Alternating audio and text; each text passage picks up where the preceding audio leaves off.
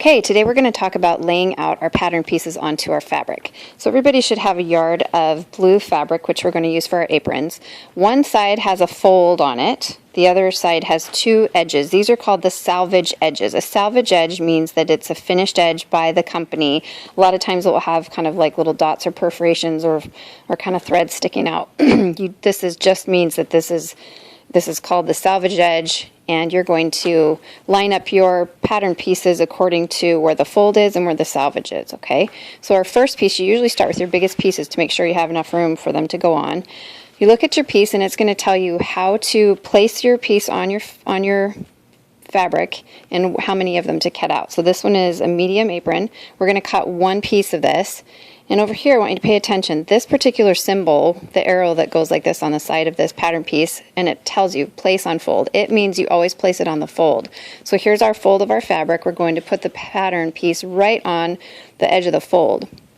And the reason we do that is that when we cut this pattern piece out, we're going to trace around it and cut all the way around except for this fold line. So that when we cut one piece, we cut it one time, but then we open it up and we'll have, you know, a complete apron, okay?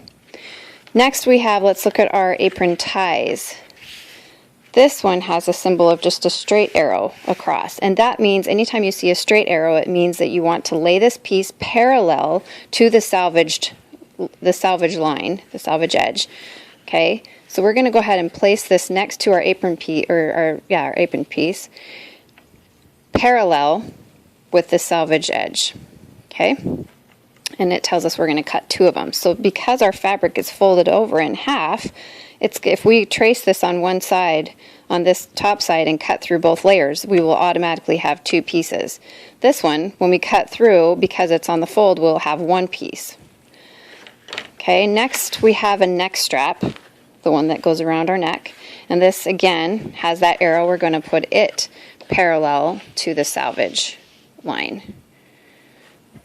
The last piece, this actually doesn't have anything to do with the apron. This is the stitch sampler you're going to sew before you get to the apron. We need to cut that out of this fabric as well.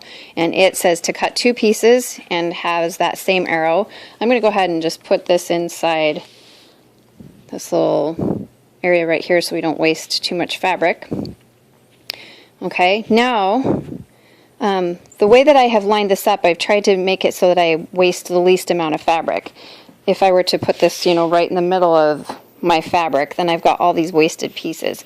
But the way that I've laid it out, I have quite a bit of usable space over here and down the side if I wanted to use that scrap fabric to do something else with. I have enough to make like a drawstring bag or a bean bag or something. So try and use the least amount of space when you lay out your pattern pieces. The other thing that you guys need to know is these apron ties are a little bit short. I feel like they could be a little bit longer. So if you want to have long ties that you're able to actually, you know, put it around your body and tie it in the front, which I like to do with my aprons, then you may want to extend this as you're tracing this, and you may just want to pull this down a little bit and make it the full width of this fabric, the full length of the fabric. That's a personal preference. That's up to you. Now that we have them laid where we want them, we need to trace around them. It's really difficult to try and cut, especially these patterns are very thick. So normally when you get a pattern from the store, it's thin paper and you pin it to the fabric and then you can cut around it. But this way, this is difficult to pin through and to try and cut around. So what we're going to do is trace around it and then cut on our tracing lines. So you can trace with just about anything, chalk or tracing. This is actually fabric pencil, or just even a regular pencil. You can trace on it. The lines won't be as pronounced as if you use, you know, a white pencil crayon or a tracing pencil. So you're going to go ahead and trace all the way around. Be very careful that you hold on to your patterns as you trace so to stay the most accurate. But you're going to go ahead and trace every piece around every single piece of our pattern. So I just finished tracing around all of these pieces, and you can see, I don't know how well you can see, but you can see the lines, all that I finished tracing. The last part that I want you to do is to write your initials. Write your initials in the bottom corner of every single one of your pieces. These are my initials in the bottom corner. That way we have, and as you cut these out, I want you to make sure to put your initials on the other piece, because there's going to be 2 of these pieces. Now remember, on this neck strap you only have to cut 1, so after you cut all of these, you can just cut through 1 layer of the neck strap because you only have 1 neck. So then you'll be left with a bigger piece on one side than the other. But make sure you initial each piece, because everybody has the same blue fabric, everybody's going to be cutting the same pieces, and we're going to have lots of different pieces floating around. So the initials will help us to determine whose is whose. Once you finish cutting them up, fold them and put them in your Ziploc bag to avoid getting them mixed up with everybody else's.